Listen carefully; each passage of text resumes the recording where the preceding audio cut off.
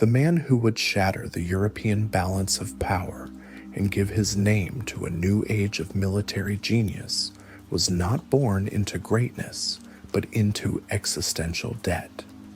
The story of Napoleon Bonaparte is the history of a mind that calculated, with cold precision, the exact moment to abandon the past and seize the future. To understand his ascent, we must recognize the foundational tension of his spirit. Napoleon was a phenomenon seeking a system worthy of his power. He was born on Corsica in 1769 AC, just as France purchased the island. This meant his first loyalty was to the defeated. His formative years were spent as the mocked, impoverished outsider at elite French military academies, an experience that did not inspire patriotism, but an intense, internalized scorn for the weak structure of the Bourbon monarchy. He learned the language of artillery and mathematics because those disciplines alone recognized merit over birthright. He read philosophy to find the logical justification for why the world he inhabited deserved to collapse. His intellect was a coiled spring, his ambition a vast, empty canvas waiting for the necessary storm. The storm arrived in 1789 AC with the French Revolution. For Lieutenant Bonaparte, this was not just a political event. It was the divine right of opportunity. The revolution was a cosmic clearing, an existential vacuum that demanded ruthless speed and talent. It was his chance to transcend the humiliation of his Corsican origin. But first, the final separation had to occur. Initially, he channeled his revolutionary fervor toward his homeland, seeking autonomy for Corsica under the new Republican banner. He aligned himself with the revered nationalist leader, Pasquale Paoli. Yet as the revolution radicalized on the mainland, Paoli shifted toward reaction and sought English protection. Napoleon faced the ultimate choice: the insular comfort of his native soil or the infinite, terrifying potential of the revolutionary republic. He chose power. He chose France.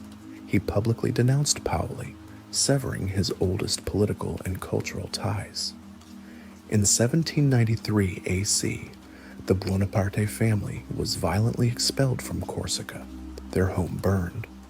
They arrived in Marseille as political refugees, stripped of everything but their lives and Napoleon's consuming ambition. This forced exile was the ultimate psychological liberation. It erased his provincial limits and bound his destiny irrevocably to the mainland. His professional moment arrived in late 1793 AC. The key Mediterranean naval base of Toulon had been seized by royalist rebels and was protected by the powerful British fleet. The Republic was desperate to recover it, but the siege was floundering under the command of politically appointed, incompetent generals. Captain Bonaparte, a young officer of just 24, arrived at Toulon and immediately saw what his superiors missed. He saw the situation not as a grind, but as a geometric problem. He argued with cold, mathematical certainty that the city was irrelevant. The true target was the high ground commanding the harbor, Fort Mulgrave, which the British had dubbed Little Gibraltar. By placing the concentrated firepower of his artillery there, they could bombard the British fleet and force their retreat. The city would fall by consequence, not frontal assault. His superiors resisted. Napoleon insisted. He marshaled his guns, working day and night to establish the batteries, often exposing himself to enemy fire, demonstrating a physical presence that immediately commanded the desperate loyalty of the troops. His logic prevailed. On December 17th, 1793 AC, the French successfully stormed the fort. The guns were turned, and the British fleet, facing destruction, evacuated the port. Toulon was recovered. This victory was the definitive launch of his career. It was a demonstration that the chaos of war could be reduced to an elegant equation when solved by superior intelligence. He was rewarded not with medals, but with rapid elevation. Within days, the anonymous captain was promoted to brigadier general. Napoleon had proven the central thesis of his life: merit, when coupled with decisiveness, will always ascend the chaos. But the revolution was a capricious master. His association with the radical Jacobins and Augustin Robespierre soon led to his arrest and brief imprisonment following the Thermidorian reaction. He survived the terror and the guillotine not through innocence, but through the sheer luck of political timing and the inability of his accusers to comprehend the scope of his value. Sidelined and frustrated in Paris in 1795 AC, he was on the brink of despair, considering command service in the Ottoman Empire when the dying French Republic called on him one last time. The weak governing body, the Directory, faced a massive royalist counter-revolution threatening to seize Paris. In a moment of existential crisis, the political establishment needed a man who understood the language of absolute force. Napoleon was given command of the troops defending the seat of government. His response on October 5th, 1795 AC, was instant, brutal, and historically defining. He did not negotiate. He ordered his artillery to fire a whiff of grapeshot into the assembled royalist columns outside the Tuileries Palace. The effect was shattering. It was a swift, total application of overwhelming violence that crushed the insurrection and saved the Republic. For this act, Napoleon was hailed the savior of the Republic. He was promoted to General of Division and elevated to the highest social and political circles in Paris. At the age of 26, he had demonstrated that he was equally master of siege warfare, field tactics, and most importantly, the immediate, ruthless application of political violence. His power was now undeniable, his prestige absolute. The corrupt and fearful Directory, eager to keep their frighteningly ambitious general occupied, granted him command of the forgotten and ragtag army of Italy. They intended it as a sideshow. Napoleon understood it was his first canvas for total mastery.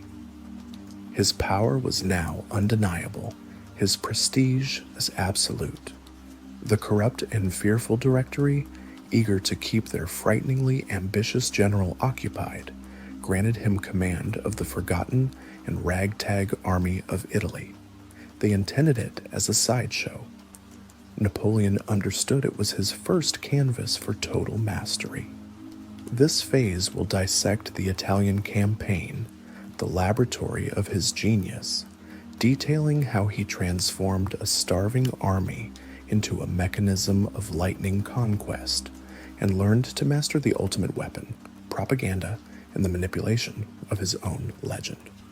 In March 1796 AC, at the age of 26, Napoleon arrived to take command.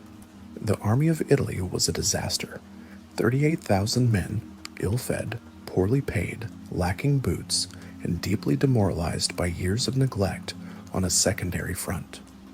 They were viewed by the main French forces as cannon fodder.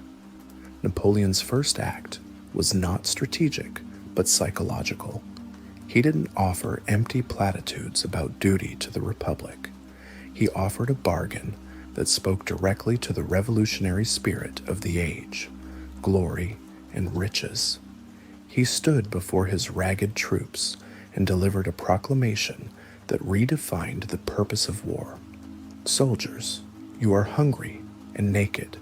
I will lead you into the most fertile plains in the world. Rich provinces, great cities will be in your power.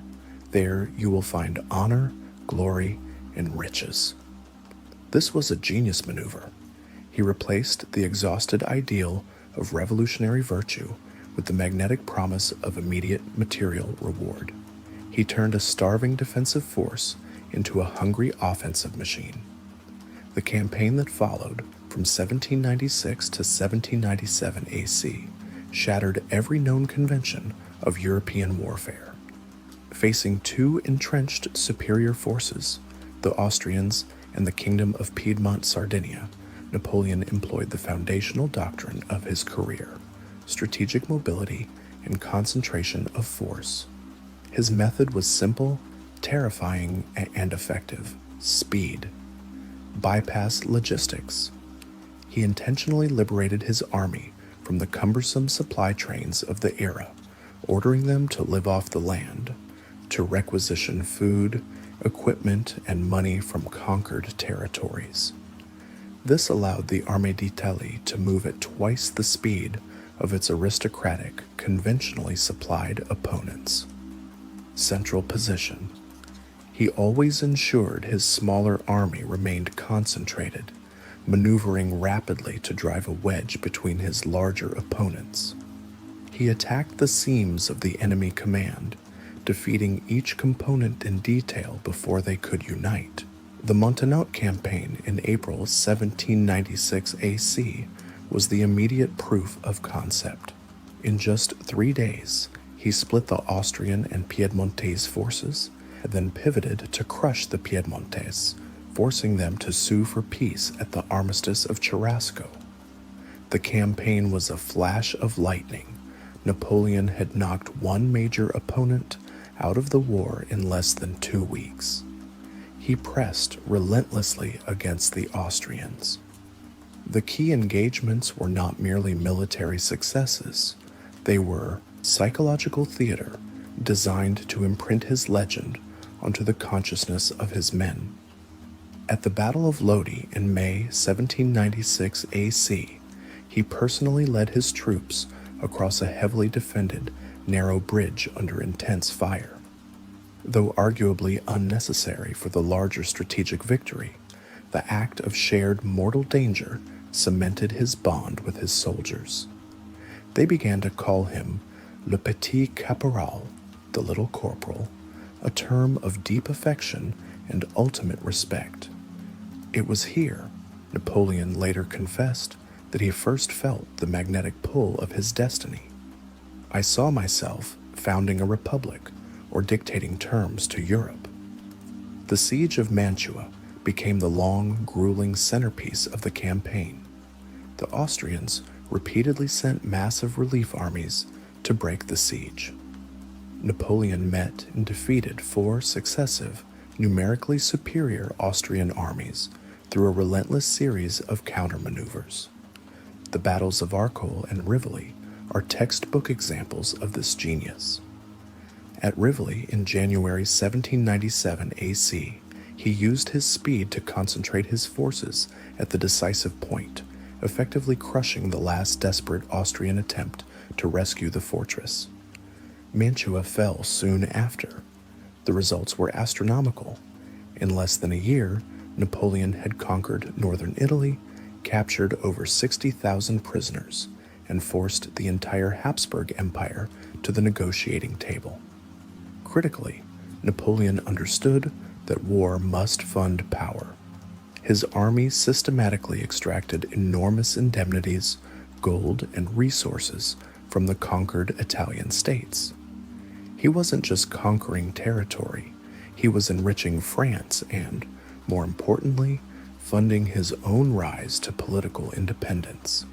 He was self-sufficient, requiring nothing from the bankrupt, distant Directory. This independence was political dynamite. Napoleon did not wait for the Directory's permission to run the conquered territories.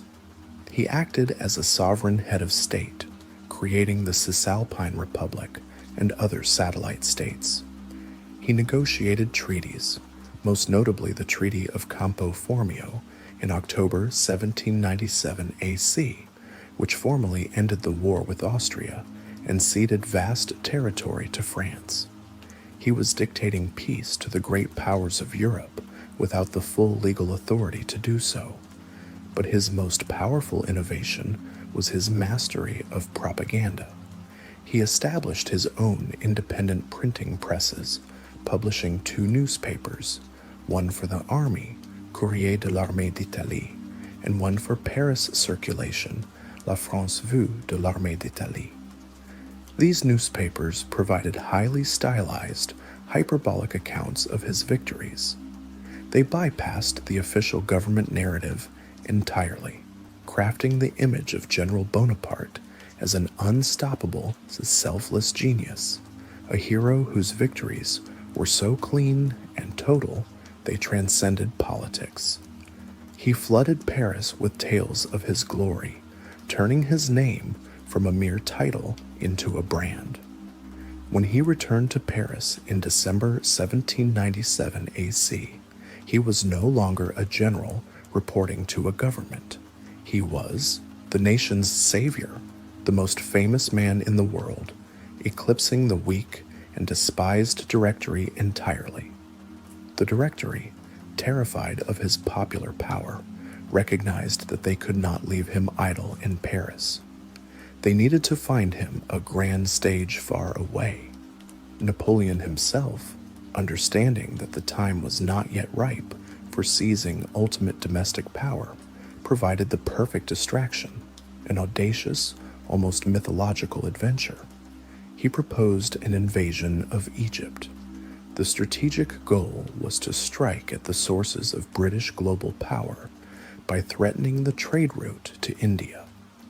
The psychological goal was to transplant the legend from the battlefields of Europe to the ancient sands of antiquity, blending his image with that of Alexander the Great. The Directory, eager to ship their ambitious general overseas, readily agreed. He arrived back in Europe, not as the defeated commander of a lost army, but as the unflinching hero of the pyramids, having brought the glory of ancient discoveries home to the Republic. The time for waiting was over. The stage was set, and the Republic, exhausted by its own chaotic liberty, was waiting for a master. When Napoleon landed in France in October 1799 AC, the political machine he had left behind, the 5-man executive government known as the Directory, was in terminal decline. It was a regime synonymous with corruption, inefficiency, and internal dissent.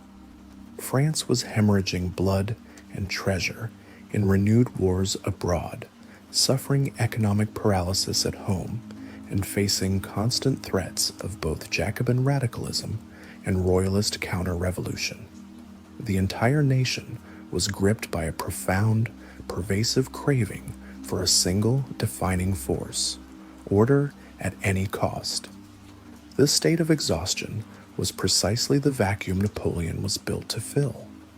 The key political architects of the Directory, primarily the Abbé Emmanuel Joseph Sieyès, recognized that the government must be overthrown to save the nation from collapse. Sieyès, a constitutional theorist and veteran power broker, sought a saber, a popular, ruthless general who could execute a coup d'etat and provide the necessary military muscle, after which Sieyès intended to install himself as the true political master of a reformed conservative republic.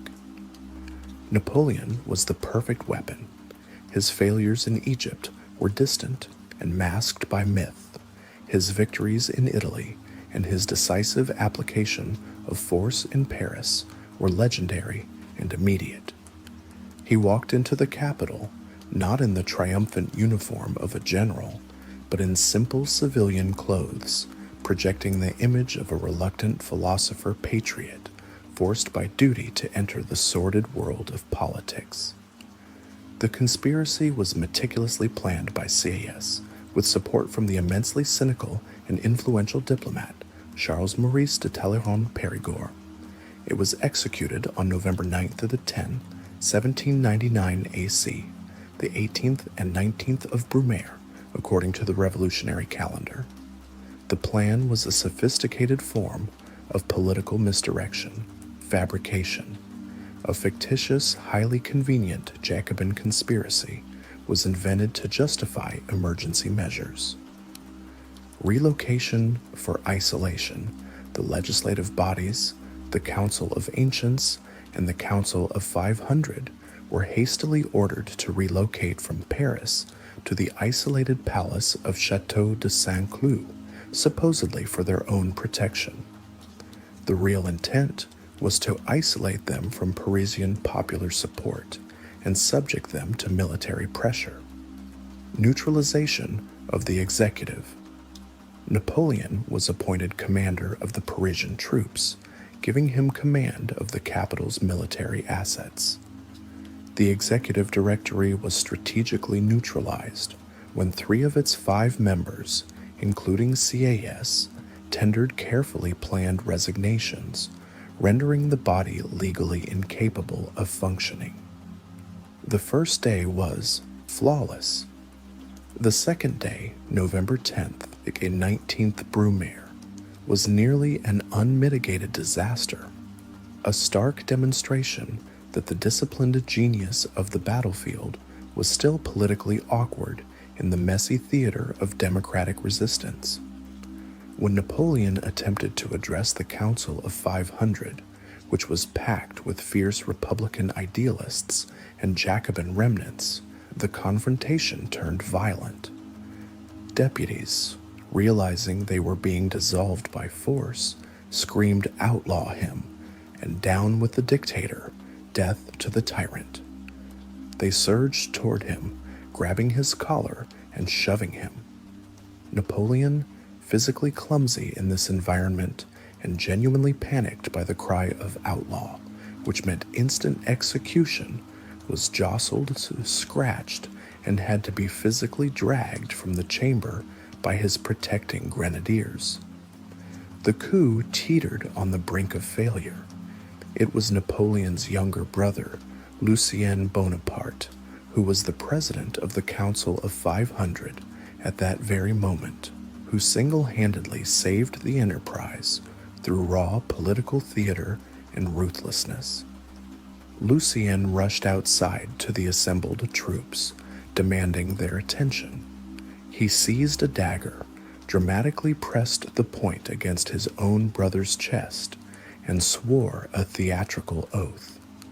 "I swear that I will plunge this into my own brother's heart if he ever attempts anything against the liberty of the French."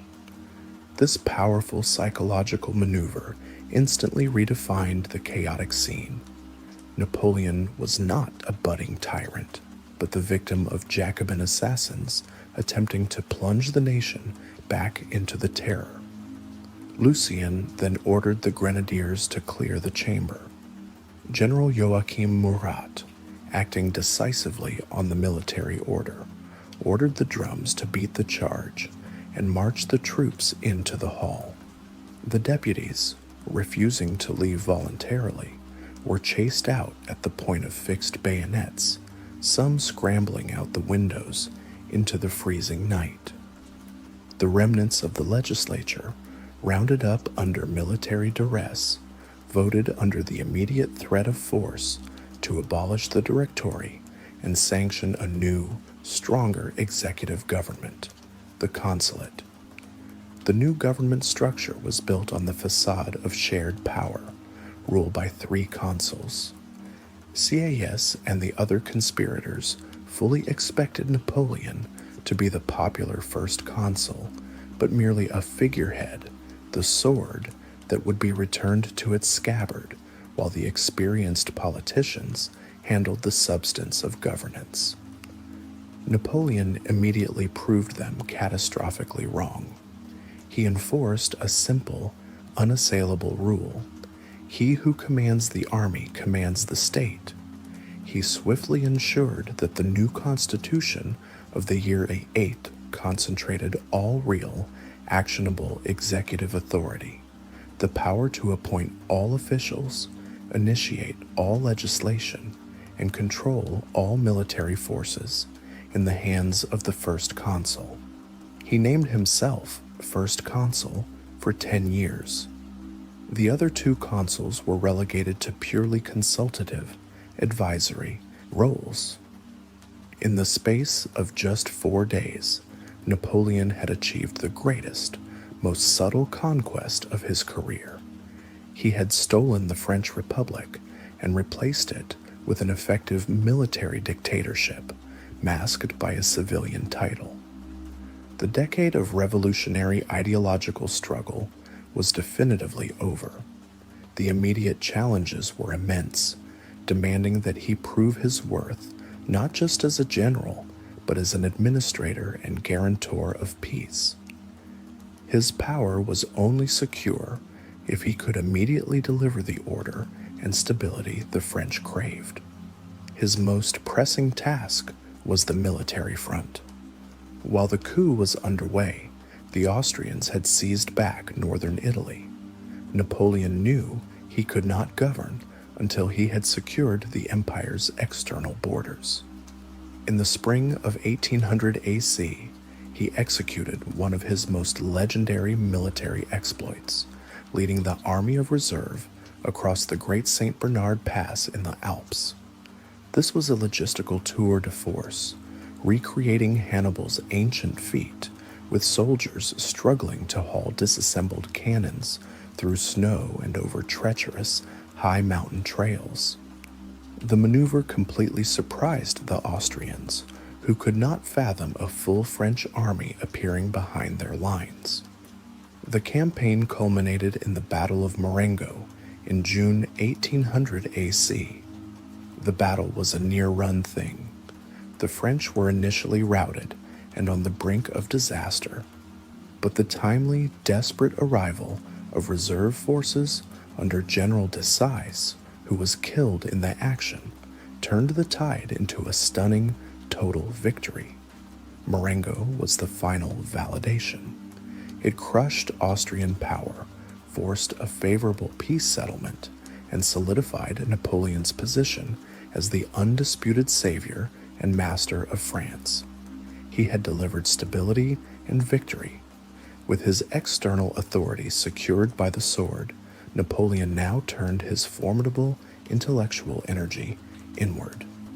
The next 4 years would see him apply his geometric mind to the messy reality of civil society, constructing the legal, financial, and administrative foundation of the modern French state. Reforms designed not for a temporary republic, but for an eternal empire. With his external authority secured by the sword at Marengo and his political mandate cemented by the stability he brought, Napoleon now turned his formidable intellectual energy inward. The years of the consulate of 1800 to 1804 AC were not an interlude between wars. They were the period of ultimate creation, the time he applied his geometric mind to the messy, unstable reality of civil society, constructing the legal, financial, and administrative foundation of the modern French state. These reforms were designed not for a temporary republic, but for an eternal empire. This phase dissects these pillars of imposed order. Napoleon understood a crucial, lasting truth. Military victory secures a regime, but administrative genius sustains it. The revolution had successfully destroyed the archaic, decentralized institutions of the Ancien regime, but it had failed to replace them with a coherent, rational system. The result was 10 years of financial chaos, legal confusion, and regional defiance. Napoleon saw his role not as a mere successor, but as the architect of finality, the man who would synthesize the best of the revolution, equality, merit, with the essential nature of strong, centralized authority. The pillar of law, the Napoleonic Code. His greatest, most enduring legacy, the one that transcended his battles and his eventual fall, was the Code Civil des Français, promulgated in 1804 AC and universally known as the Napoleonic Code. Before this reform, France was a legal labyrinth, governed by over 400 different regional legal systems, a chaotic mix of Roman law in the south, feudal customary law in the north, and overlapping revolutionary decrees. This fragmented system was unjust, inefficient, and incompatible with the operation of a modern market or state. Napoleon approached the creation of the code with the same relentless rigor he applied to a siege. He personally presided over nearly 60 of the sessions of the Council of State, drafting the laws, often working late into the night. He stunned veteran jurists with his focus, his command of technical detail, and his unyielding demand for clarity and conciseness. He insisted that the language be simple and accessible, believing the law should be a transparent instrument of the state, not an arcane mystery used to maintain an elite legal class. The code codified the permanent, non-negotiable achievements of the revolution: equality before the law. It established that all male citizens possess the same fundamental rights, eliminating all remaining vestiges of hereditary privilege, serfdom, and aristocratic exemptions. Sanctity of property. It explicitly guaranteed private property rights, a crucial assurance to the vast class of peasant and bourgeois landowners who had purchased confiscated church and noble lands during the Revolution. This guaranteed their loyalty to the new regime. Secular law.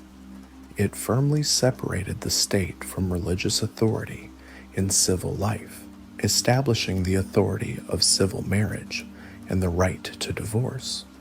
However, the code was also a profound rollback of revolutionary liberty. It cemented a patriarchal, hierarchical vision of society.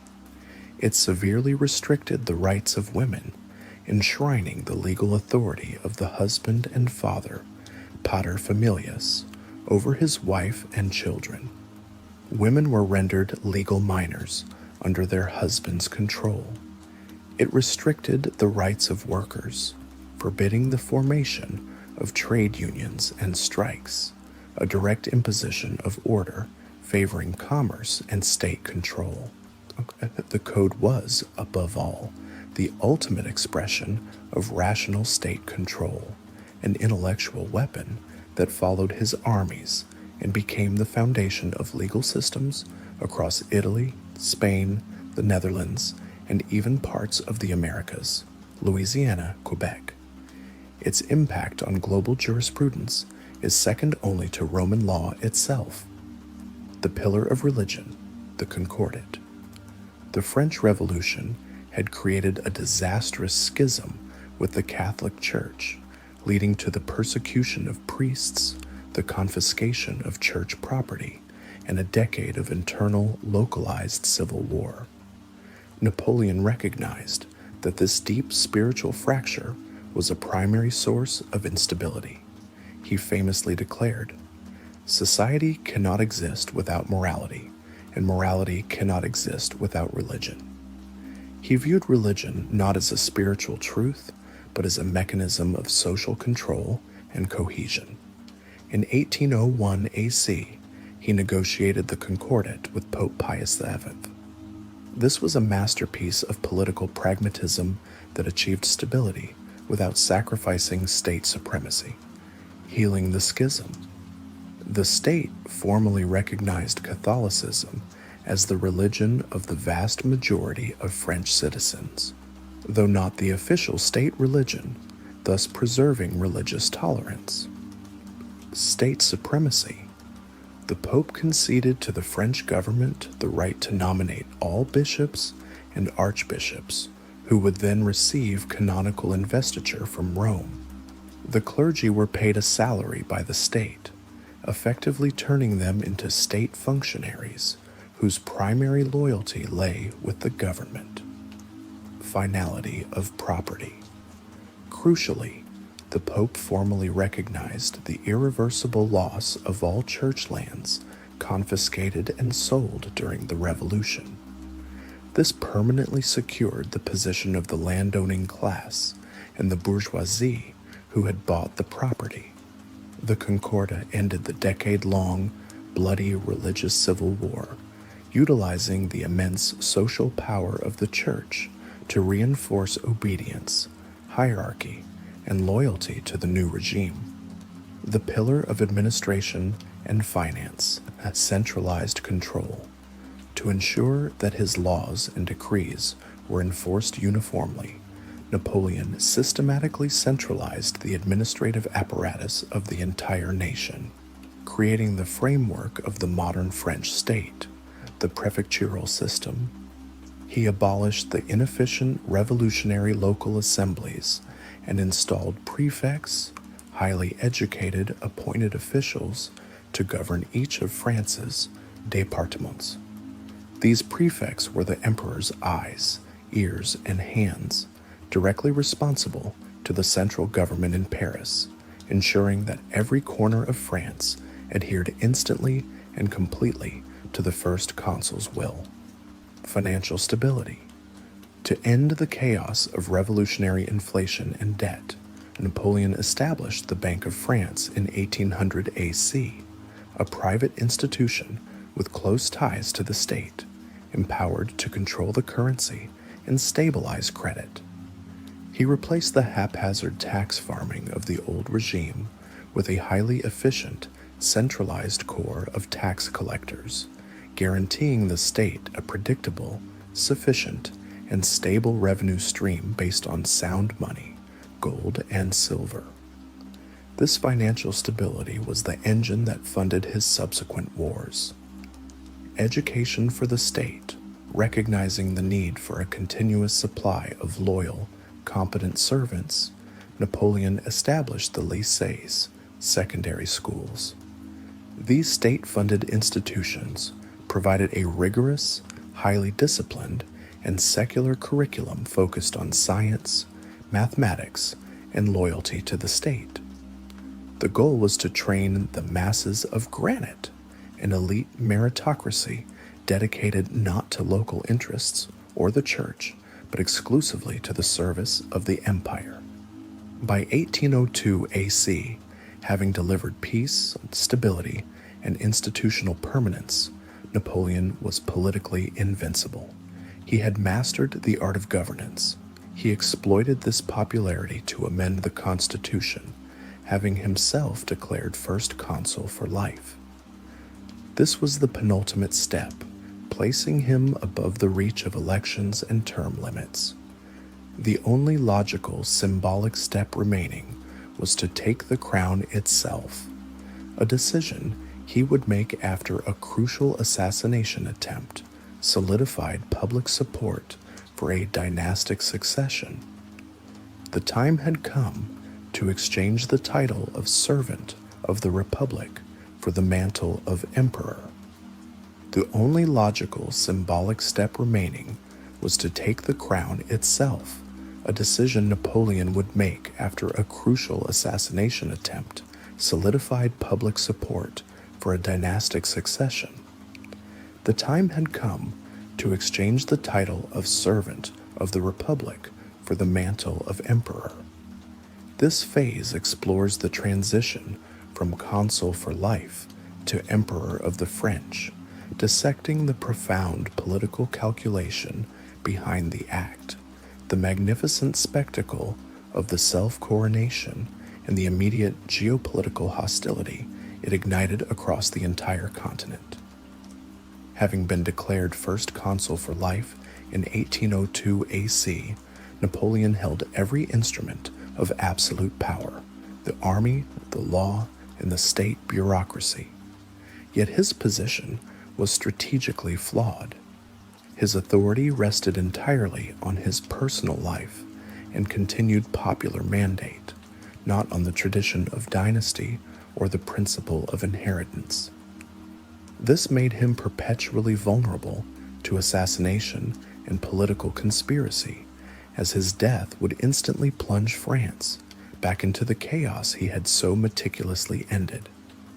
This core insecurity was violently underscored in 1804 AC with the discovery of the Pichegru conspiracy. This sophisticated royalist plot, financed by the British and led by high-level generals and Chouan leaders like Georges Cadoudal, aimed specifically at the swift kidnapping or assassination of Napoleon to clear the path for the restoration of the Bourbon monarchy.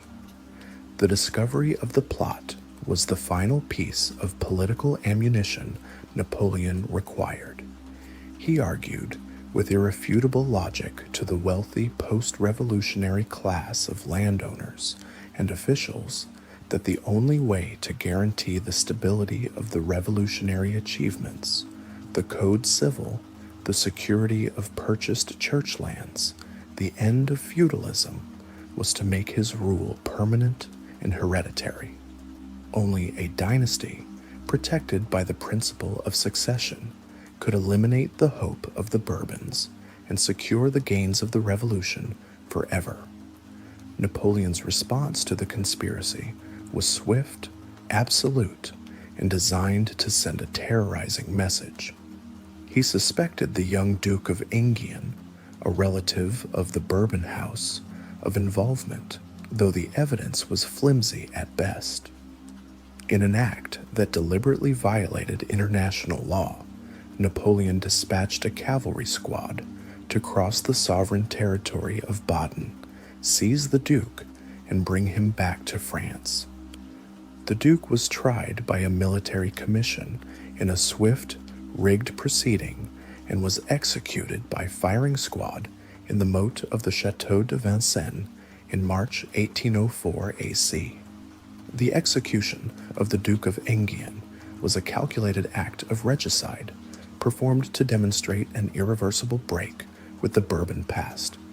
It created a bloody, absolute chasm between Napoleon's regime and the old order, thereby tying the survival of every revolutionary official, general, and landowner directly to the survival of the new Bonaparte dynasty. The entire political class now understood that if Napoleon fell, the ensuing Bourbon revenge would be total.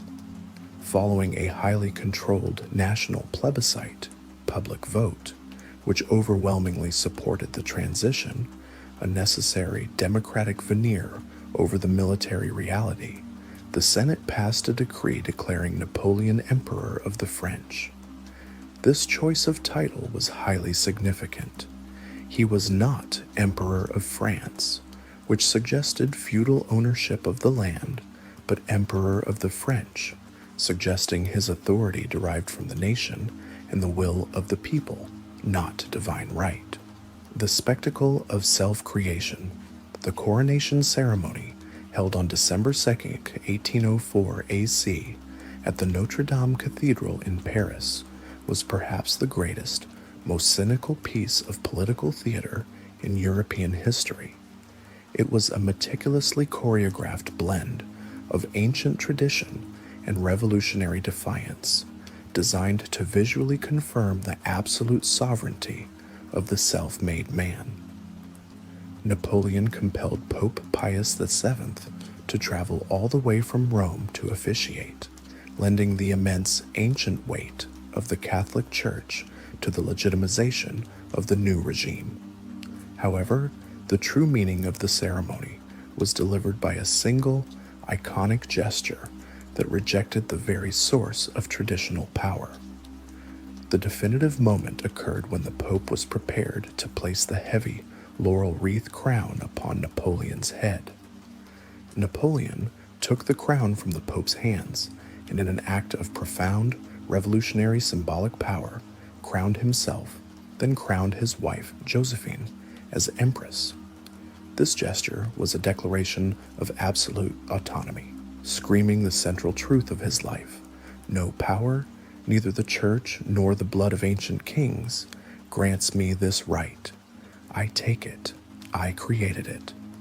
The image, captured for posterity by Jacques-Louis David, remains the ultimate visual statement of the era. The shift to the empire fundamentally changed the character of the French state. It was no longer an executive consulate. It was a military monarchy based explicitly on meritocracy, discipline, and achievement. Napoleon immediately established a grand imperial nobility. Princes, dukes, and counts bestowed upon his most loyal generals, marshals, and administrators. This new nobility was one of service and achievement, not birth, ensuring that the new elite was fiercely loyal to the Bonapartist order. The geopolitical crisis. The declaration of the empire did not secure peace. It ensured a final, desperate war. The hereditary monarchs of the great powers, the Habsburg Emperor Francis II of Austria and Tsar Alexander the First of Russia, viewed Napoleon's self-coronation as an existential threat to the entire, divinely ordained European monarchical system. The Corsican upstart had not only overthrown a king, but had claimed the sacred mantle of kingship for himself, based on popular vote and the point of a bayonet. This challenged the legitimacy of every crown in Europe.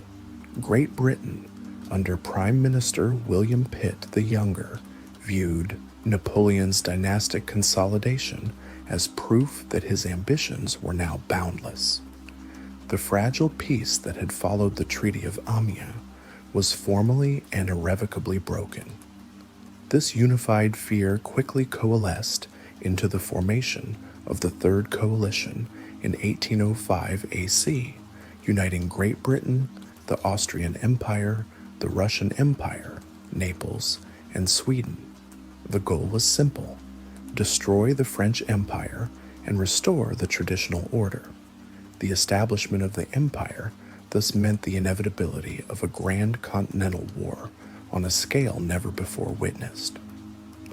Napoleon, aware of the immediate military danger, focused his strategic genius on a dual-pronged assault.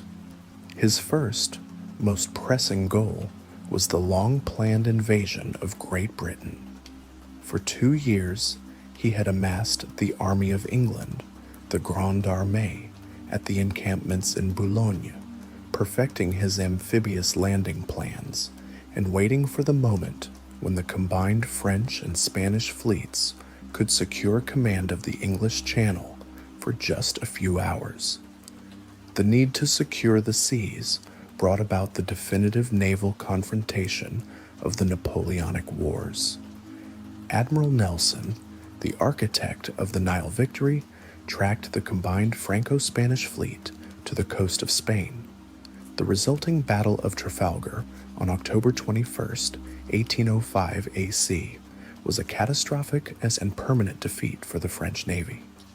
Nelson, though mortally wounded, destroyed 2/3 of the French and Spanish ships, ensuring that Britain would maintain absolute, unchallenged command of the seas for the next century. Trafalgar ended Napoleon's dream of invading England forever. He realized that his destiny lay not across the water, but across the continent, where the assembled armies of the Third Coalition were already marching toward him. With stunning speed and a mastery of logistical planning, Napoleon wheeled his vast army away from the Channel coast and marched the entire Grande Armée nearly 600 miles eastward to meet the advancing Austrian and Russian armies. This maneuver, known as the Boulogne to Ulm campaign, was executed in just 5 weeks and remains a legendary feat of strategic mobility, establishing the reputation of the Grande Armée as the finest marching force in history. This rapid repositioning led directly to the critical confrontation known as the Battle of Austerlitz, the battle that would define the pinnacle of his tactical genius. This rapid repositioning led directly to the critical confrontation known as the Battle of Austerlitz, a battle which would cement Napoleon's military reputation as untouchable and mark the absolute peak of his strategic genius. This phase dissects the brilliant tactical trap laid for the Russo-Austrian forces, the resulting destructions of the Third Coalition, and the dramatic, terrifying restructuring of Central Europe under French hegemony. Having marched his Grande Armée 600 miles eastward from the Channel coast to the heart of Central Europe in the autumn of 1805 AC, Napoleon first achieved a stunning victory of maneuver. He successfully enveloped the Austrian forces at Ulm in October, forcing the surrender of 30,000 men without a major pitched battle. This was a triumph of strategic operational art, using speed and maneuver to negate the enemy's strength before a shot was fired. Yet the war was not won. The main Russian army under Tsar Alexander I had arrived and joined the remnants of the Austrian forces. The decisive showdown came on December 2nd, 1805 AC, near the town of Austerlitz in Moravia, present-day Czech Republic. This date was chosen by Napoleon, not by accident, but by design. It was the one-year anniversary of his coronation, a day he was determined to consecrate with total victory. The Battle of the Three Emperors, referencing Napoleon, Tsar Alexander I, and Emperor Francis II of Austria, is universally regarded as Napoleon's tactical masterpiece, the perfect battle where he orchestrated a vast human mechanism to solve a strategic equation with zero error. Napoleon deliberately chose the terrain and, with cold calculation, set a trap for the numerically superior combined Russo-Austrian forces, approximately 85,000 allies against 73,000 French. His entire plan was based on an intimate knowledge of his opponent's arrogance and a deep reliance on the disciplined execution of his infantry. The feint and the execution feigned weakness. Napoleon deliberately and visibly weakened his right flank, stretching the defending units thin and giving the appearance that this sector was vulnerable and poorly defended. He even ordered a calculated withdrawal from the key village of Telnitz. This was done to lure the Allies into committing their main forces to a massive flanking maneuver designed to cut the French off from their line of retreat to Vienna. Allied miscalculation. The young, overconfident Tsar and his generals fell for the bait exactly as predicted. Convinced they could easily crush the vulnerable French right, they poured their vast columns down from the Pratzen Heights, the commanding ridge that dominated the center of the battlefield, to launch the flanking attack. They drained the vital center to reinforce the maneuver on the edge. The hidden hammer. Unknown to the Allies, Napoleon had successfully concealed the vital IV Corps under Marshal Soult and his ultimate reserve, the Imperial Guard, behind a dense, heavy morning fog in the natural folds of the terrain at the base of the Pratzen Heights. This was the hammer, perfectly poised. As the sun, famously known as the Sun of Austerlitz, burned off the heavy fog between 8 a.m. and 9 a.m., revealing the empty center of the Allied line, Napoleon gave the order. One sharp blow and the war is over. The hidden forces under Soult surged forward in a relentless vertical assault on the now vacated Pratzen Heights. The advance was so rapid that the French forces secured the heights, the tactical and psychological centerpiece of the entire battlefield, before the main Allied forces realized the depth of their error and could retreat back up the ridge. With the heights secured, the Allied command structure was instantaneously shattered. Their forces were cut in two. The vast flanking column in the south was isolated, and the remaining center forces were left confused and exposed. the battle was transformed from a confused engagement into a systematic annihilation. Napoleon then directed the concentrated fire of his artillery and the devastating charges of his cavalry against the isolated Allied columns. The climax of the rout saw thousands of Russian soldiers drowning as they attempted to retreat across the frozen Sachin Pond, which Napoleon's guns systematically broke up with concentrated fire. The victory was total and absolute. The Allies suffered roughly 27,000 casualties compared to 9,000 for the French. Napoleon had, in a single afternoon of geometric certainty, destroyed the Third Coalition, the political earthquake, and the subjugation of Germany. The political consequences of Austerlitz were seismic and immediate, marking the absolute zenith of Napoleon's power and influence over the continental system, the death of a millennium. The most immediate and symbolically profound consequence was the death of an institution that had existed for over 1,000 years.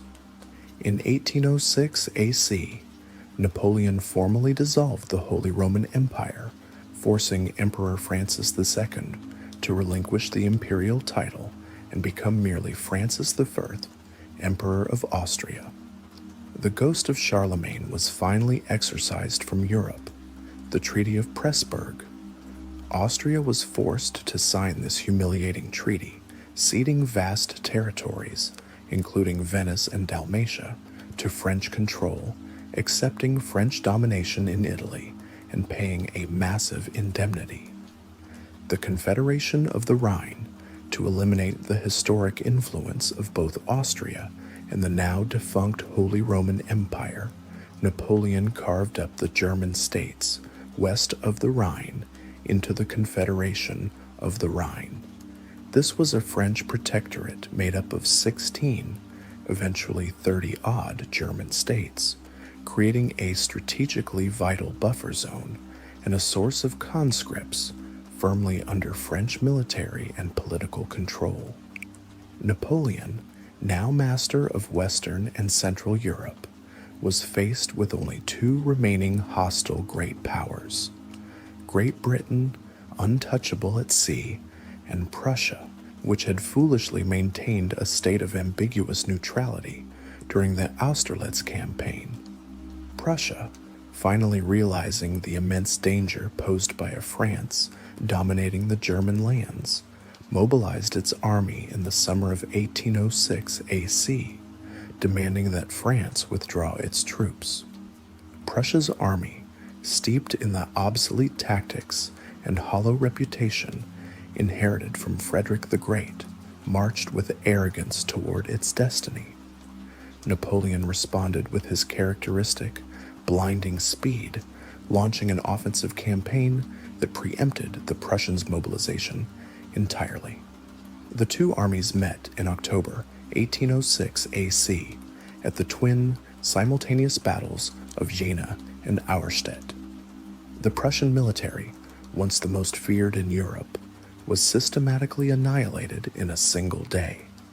At Jena, Napoleon's main force crushed the Prussian center, while simultaneously at Auerstedt, a smaller French corps under Marshal Davout delivered an even more decisive defeat to the main Prussian army under the Duke of Brunswick. The Prussian military ceased to exist as an effective fighting force. Within 2 weeks, Napoleon marched triumphantly into Berlin, the Prussian capital. He famously visited the tomb of Frederick the Great and sent the sword and sash of the legendary king back to Paris. The complete subjugation of Prussia meant that France now controlled the entire European mainland from the Rhine to the Vistula. From Berlin, surrounded by the ruins of the German armies, Napoleon issued one of his most aggressive geopolitical decrees, the Berlin Decree of 1806 AC.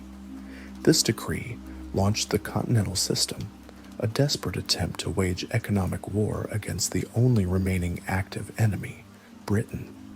Napoleon declared an embargo, ordering all French-controlled and Allied states to cease all trade and communication with Great Britain, hoping to bankrupt the nation of shopkeepers and force them to sue for peace. The implementation of the continental system, however, would prove to be an administrative, economic, and military nightmare. It necessitated the commitment of his armies to the periphery of Europe and, crucially, demanded that he now turn his attention to the last remaining continental foe, Tsar Alexander.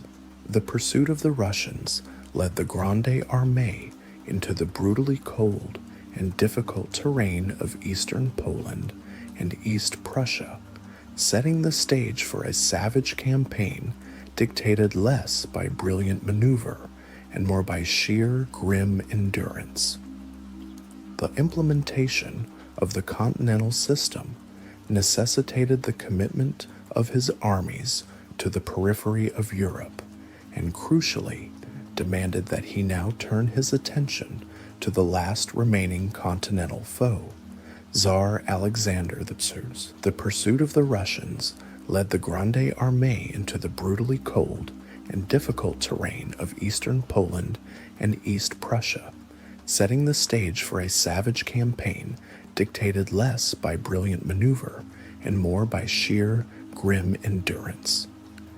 This phase details the bloody, inconclusive winter battle of Eylau, the decisive summer victory at Friedland, and the dramatic diplomatic meeting on the River Niemen, forging the fragile, world-dividing Treaty of Tilsit.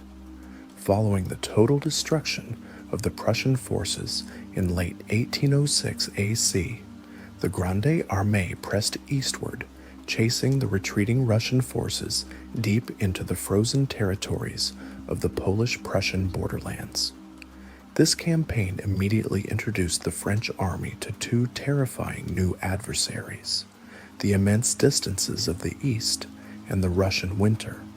The campaign shattered the core principle of Napoleon's success: speed and self-sufficiency. The supply lines, which had worked with precision in the dense, prosperous regions of Central Europe, began to stretch, fail, and freeze in the sparse, impoverished, and road-poor landscape of Poland. The French troops, accustomed to living off the land, found the terrain unable to sustain the massive size of the army. Disease, exhaustion, and logistical failure began to take a heavier toll than the enemy's bullets. The first major confrontation in this brutal theater came at the Battle of Eylau on February 8, 1807 AC. This was a desperate, chaotic engagement fought in a blinding snowstorm over frozen lakes and snow-covered terrain. Unlike Austerlitz, which was a clinical masterpiece of maneuver, Eylau was a slugging match, a brutal, grinding battle of attrition where the only decisive moment was an unprecedented act of desperation. The Russians, under General Levin von Bennigsen, were well positioned. The French center nearly broke under a massive Russian attack that, for the first time in his career, placed Napoleon himself in personal danger of capture.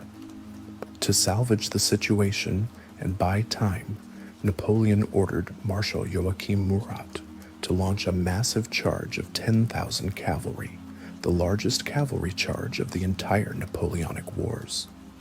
This charge, executed in the swirling snow, temporarily pierced the Russian lines and averted a total French collapse, but the cost in men and horses was horrific. When the snow finally stopped, the field was covered in blood, ice, and thousands of dead and wounded from both sides. Eylau was a tactical draw in that the French held the field at the close of day, but it was a strategic shock to the emperor.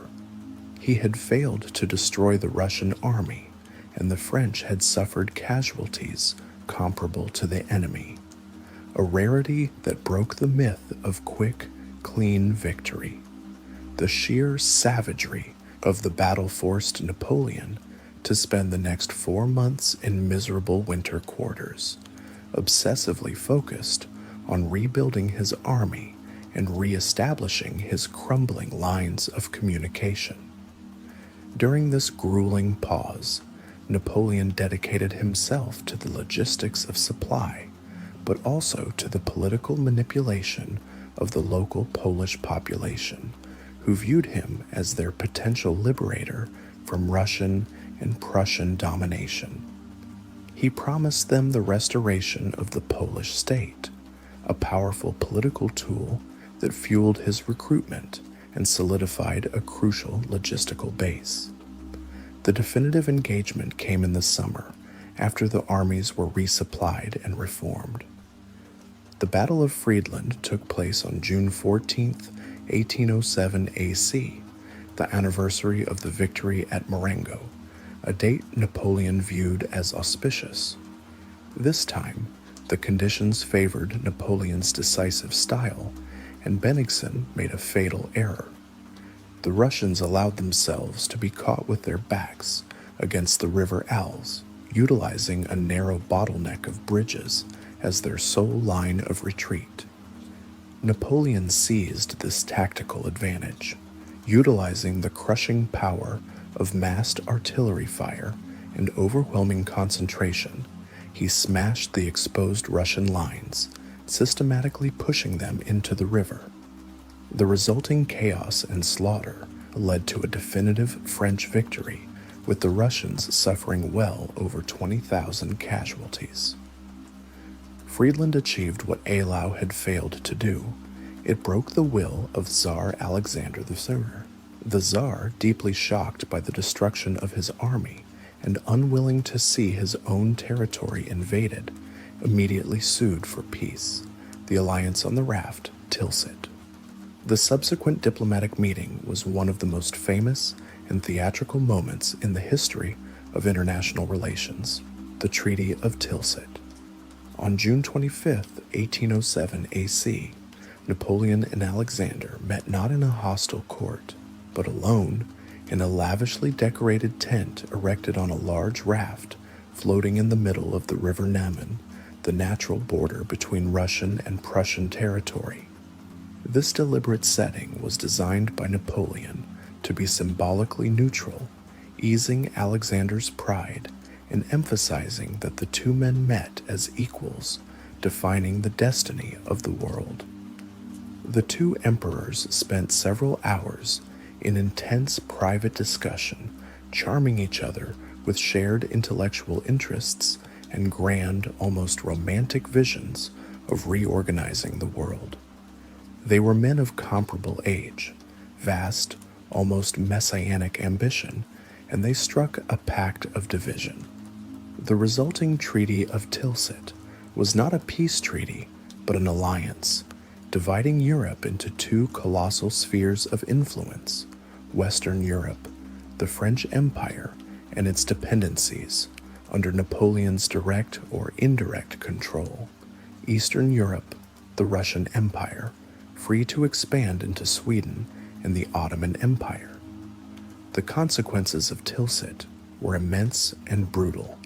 Prussia's annihilation. Prussia, the ostensible ally of Russia, was humiliated and deliberately excluded from the initial discussions. When Frederick William III of Prussia was finally allowed to join, the terms were devastating.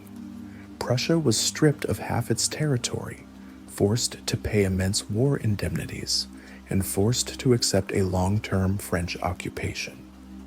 The Duchy of Warsaw, Napoleon carved out the new Duchy of Warsaw, a semi-autonomous Polish state, from Prussia's newly acquired Polish lands.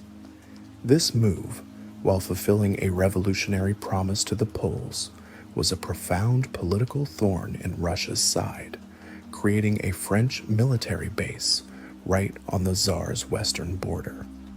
The continental system enforced. Russia formally agreed to join the continental system, shutting its ports to all British trade. This extended the economic embargo across nearly the entire European coastline, intensifying the pressure on Britain. Tilsit marked the absolute territorial and political peak of the First French Empire.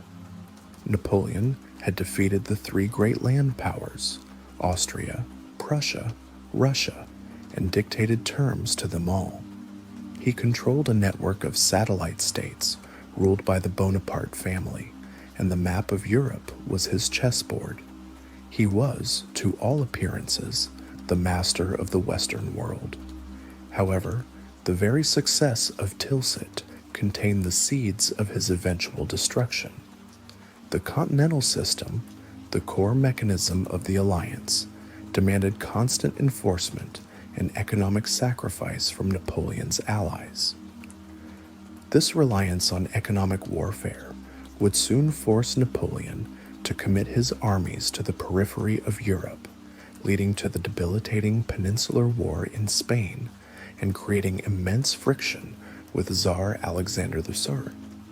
The Tsar, deeply resentful of the economic damage and Napoleon's growing power in Poland, would eventually find the alliance intolerable. The reliance on economic warfare, the very foundation of the Tilsit alliance, would soon force Napoleon to commit his armies to the periphery of Europe, leading to the debilitating Peninsular War in Spain and creating immense friction with Tsar Alexander III. This phase explores the fatal decision to intervene in Spain, detailing the brutal nature of the conflict, the rise of guerrilla warfare, and the crippling existential drain this ulcer placed on the resources and manpower of the Grande Armée. The continental system, decreed from Berlin, was a grand strategy predicated on geographical exclusion. While strategically sound in theory, forcing the submission of the nation of shopkeepers, Britain, by closing off all European markets, it was impossible to enforce without controlling every kilometer of coastline. The economic hardship it imposed on French allies and satellite states created widespread resentment, making large-scale smuggling an unavoidable issue. The most critical and frustrating loophole in the blockade lay on the Iberian Peninsula. Portugal, an ancient and steadfast ally of Great Britain, adamantly refused to close its ports to British trade. Spain, though nominally allied with France, was governed by a weak, corrupt Bourbon monarchy, King Charles IV and his despised minister, Manuel de Godoy, and was geographically vast, unstable, and impossible for Napoleon to police remotely. Napoleon, viewing the Iberian monarchies as relics of incompetence and driven by the constant urgent need to seal the economic hole in his system, made the fatal decision to intervene directly. The initial target was Portugal. In 1807 AC, he sent an army under General Junot through Spain to occupy Lisbon, successfully forcing the Portuguese royal family to flee to Brazil under the protection of the British Navy. The true cascading miscalculation, however, lay in Spain itself. Napoleon believed he could easily substitute a loyal Bonaparte for the degenerate Bourbon rule. In 1808 AC, he engineered the stunning political coup known as the Bayonne Trap.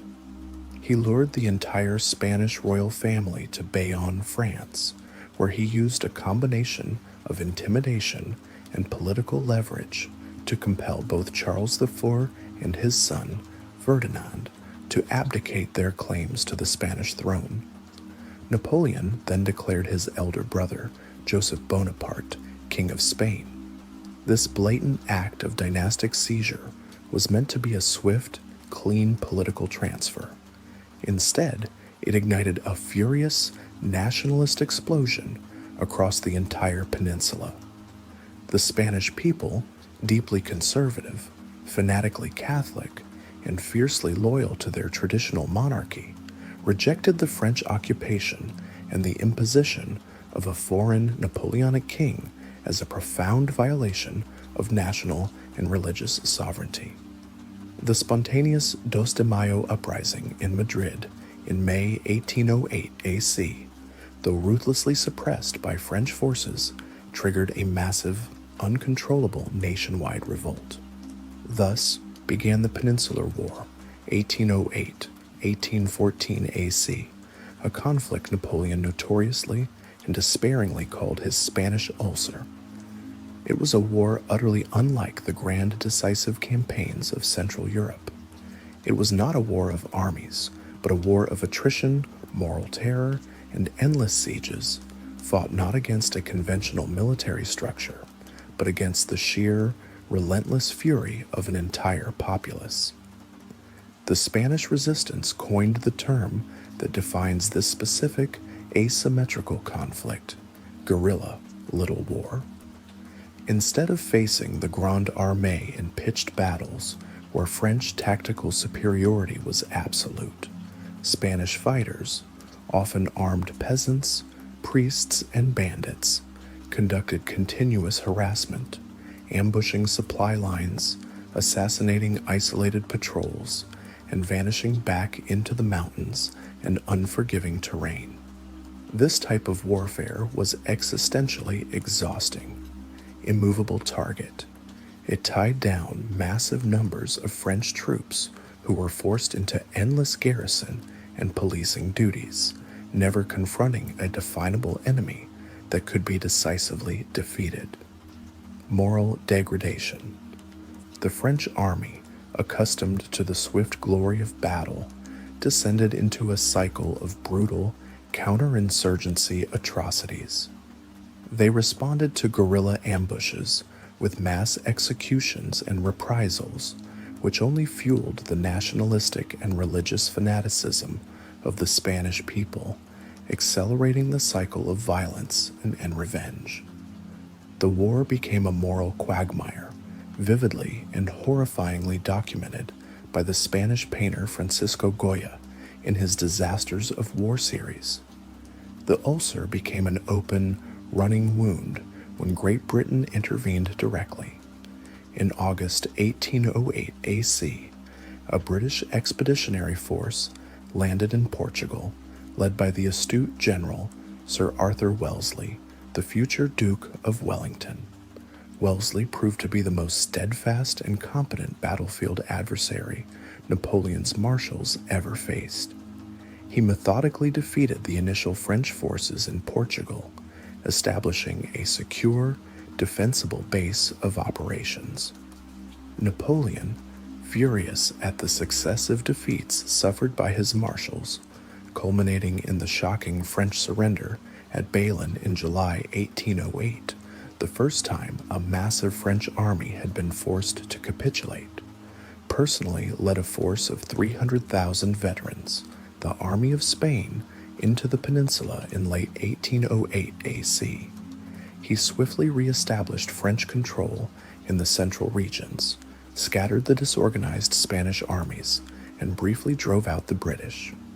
In this campaign, he correctly, despairingly identified the nature of the conflict. This unhappy Spanish affair has destroyed me. The whole nation has risen to a man.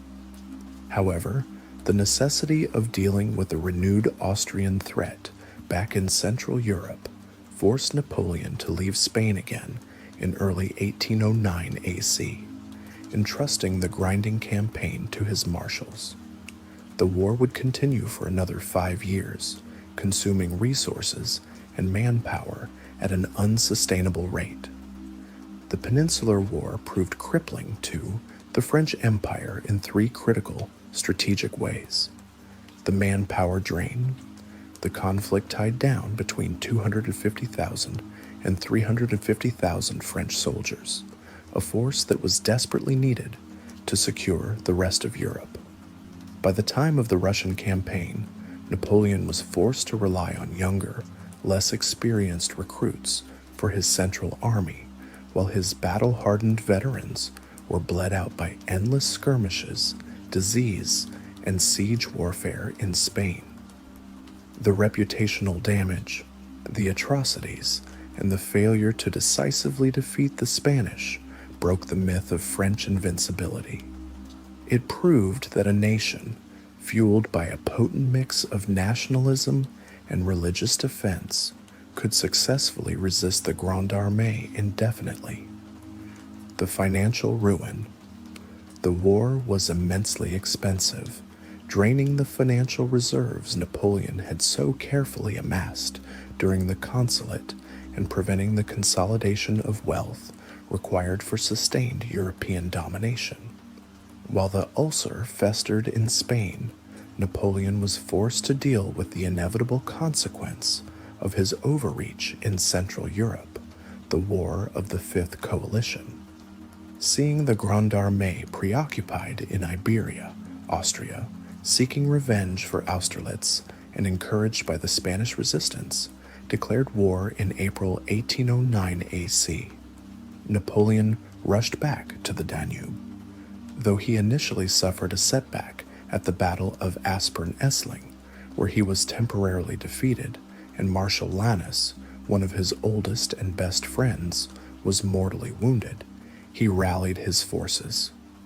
2 months later, in July 1809 AC, he fought the massive Battle of Wagram. Wagram was one of the largest battles of the era, involving over 300,000 men. It was a brutal, industrial-scale victory, achieved through the mass deployment of artillery and overwhelming concentration of force. The victory crushed Austria's power for good, leading to the humiliating Treaty of Schönbrunn. To cement this hard-won but increasingly fragile peace, Napoleon made his most profound personal and dynastic decision, the divorce of Josephine.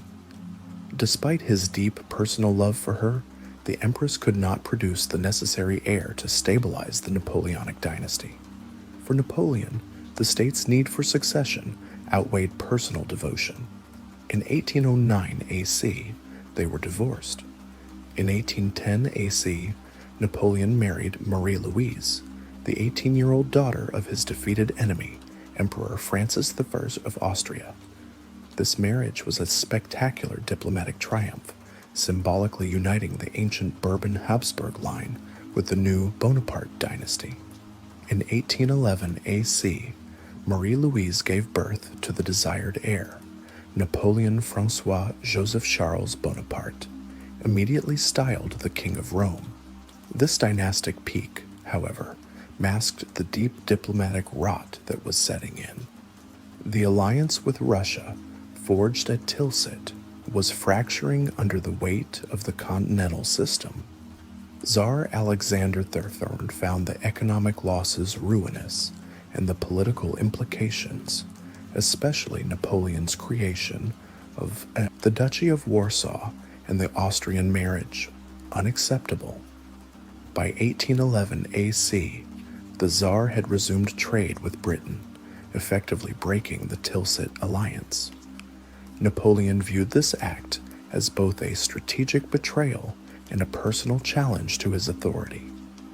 With the Spanish ulcer draining resources and the need to restore his prestige, Napoleon made the fatal decision to mobilize the largest army ever seen in Europe, the Grande Armée of 1812, for the invasion of Russia, seeking a final, decisive confrontation. By 1811 AC, the Tsar had resumed trade with Britain, effectively breaking the Tilsit alliance. Napoleon viewed this act as both a strategic betrayal and a personal challenge to his authority. With the Spanish ulcer draining resources and the need to restore his prestige and enforce the continental system, Napoleon made the final, fatal decision to mobilize the largest army ever seen in Europe, the Grande Armée of 1812, for the invasion of Russia, seeking a final, decisive confrontation. This phase chronicles the catastrophic march into Russia, detailing the strategic failure of the campaign, the devastating tactics of the scorched earth and the harrowing existential price paid for the single bloody victory at Borodino. The Russian campaign of 1812 AC, known in Russia as the Patriotic War, was the single greatest military undertaking of the era and arguably the most ambitious yet ill-conceived act of Napoleon's career. His goal was not territorial conquest, but a quick, decisive battle, the Austerlitz of the East, that would annihilate the Russian forces and force Tsar Alexander I to honor the continental system and restore the French alliance. To achieve this, Napoleon assembled the Grande Armée of 1812, a colossal machine estimated to be between 600,000 and 680,000 men strong. This force was unprecedented in scale, but it was also profoundly multinational, a reflection of the empire's overextension. Frenchmen formed less than half the fighting force. The rest were conscripts and contingents drawn from every subjugated and allied nation. Germans, Italians, Poles, Swiss, and even reluctant Austrians and Prussians. This diversity meant the army often lacked the cohesive loyalty and unified purpose of the veterans who had fought at Austerlitz and Jena. It was a coalition of nations bound by a single terrifying will, and that lack of internal cohesion would become a profound weakness when faced with hardship. The strategic failure, space, and time. In June 1812 AC, Napoleon crossed the River Niemen into Russia. The initial strategy was predicated entirely on the assumption that the Russian armies, led by Prince Barclay de Tolly and Prince Pyotr Bagration, would immediately give battle near the border to defend the sacred territory and population centers. However, the Russian command, inspired by the vast, indefensible interior of their country, implemented a genius strategy of deep withdrawal. Their plan was elegant in its simplicity and devastating in its effect. Refuse battle, trade space for time, and lure the Grande Armée deeper and deeper into the Russian heartland, stretching the already fragile supply lines to the absolute breaking point. As the French army advanced, the Russians carried out a relentless scorched earth policy. They systematically burned crops, emptied granaries, evacuated towns, and destroyed anything of military or civilian value that could sustain the invaders. This left Napoleon's army designed to march quickly and live off the land, the principle of speed that defined the Italian campaign, traversing a silent, empty, devastated landscape. The effect on the Grande Armée was immediate and catastrophic long before a major battle was ever fought. The army's logistics system, already inadequate for a force of this size operating in poor territory, collapsed entirely under the strain of distance and the scorched earth. Logistical collapse. The wagons carrying food and ammunition could not keep pace with the aggressive marching speed. Horses, vital for pulling artillery and supply wagons, began to die by the thousands due to lack of fodder and water. Their carcasses clogged the roads. Attrition by disease. The soldiers, forced to march in oppressive summer heat, temperatures often exceeded 30 degrees, and forced to drink contaminated water, began to succumb to disease, particularly typhus and dysentery, and starvation. Loss of cohesion. Discipline fractured as the outer columns of the massive army devolved into disorganized mobs of foraging soldiers, constantly harried by Russian Cossack light cavalry. By the time Napoleon reached Smolensk in August, his effective fighting force had already been reduced by nearly one-third, over 180,000 men, almost entirely due to non-combat causes, disease, and desertion. The The failure to secure a rapid, decisive engagement had transformed the invasion into a war of attrition on Russia's terms. At Smolensk, the French finally forced a partial engagement. The subsequent battle led to the city's capture, but the Russians systematically burned the city before retreating. Napoleon gained a ruined shell, not a vital supply base, and watched his hopes for a winter quarter vanish in smoke. This strategic retreat deeply angered the Russian nobility and public opinion, who demanded a defense of the ancient capital, Moscow. Tsar Alexander I was forced to appoint the aging, cautious, but fiercely popular General Mikhail Kutuzov to overall command. Kutuzov immediately understood the genius of the delaying strategy but bowed to political pressure to offer battle. The bloody cost, Borodino-Kutuzov finally made a stand just 70 miles west of Moscow. The Battle of Borodino on September 7, 1812 AC, was the culmination of the advance and the single bloodiest day of the entire Napoleonic Wars. It was a vast frontal assault against heavily fortified Russian positions built on earthen redoubts, the most famous being the Great Redoubt and the Bagration Fleches. The battle was characterized by savage, close-quarters infantry combat and an unprecedented use of artillery, with tens of thousands of rounds fired by both sides. The fighting was relentless. Marshal Murat led repeated heroic cavalry charges.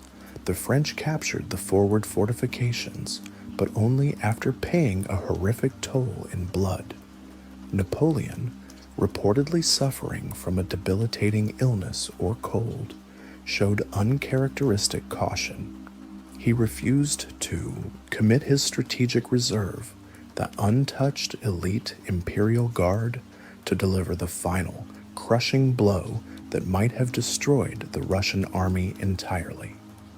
The reason for this refusal is still debated, but it signals a new kind of strategic caution, perhaps realizing that his survival, 2,000 kilometers from France, depended absolutely on the preservation of the Guard.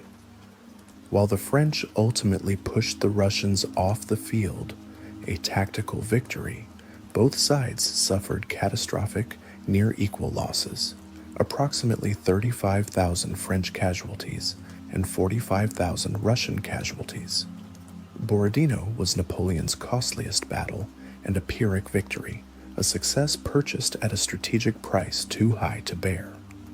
Kutuzov's army was savaged, but crucially it remained disciplined, intact, and withdrew in good order, preserving its combat capability.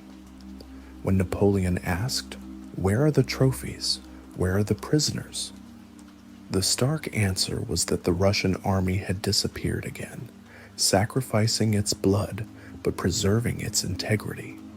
1 week later, Napoleon marched into a virtually deserted Moscow. He expected to dictate terms of peace from the Tsar's ancient symbolic capital. Instead, he found a ghost city. Within hours of his occupation, large-scale deliberate fires began to erupt across Moscow, aided by high winds and starting in the districts that contained most of the supplies and housing. The destruction of Moscow was the final, fatal strategic blow.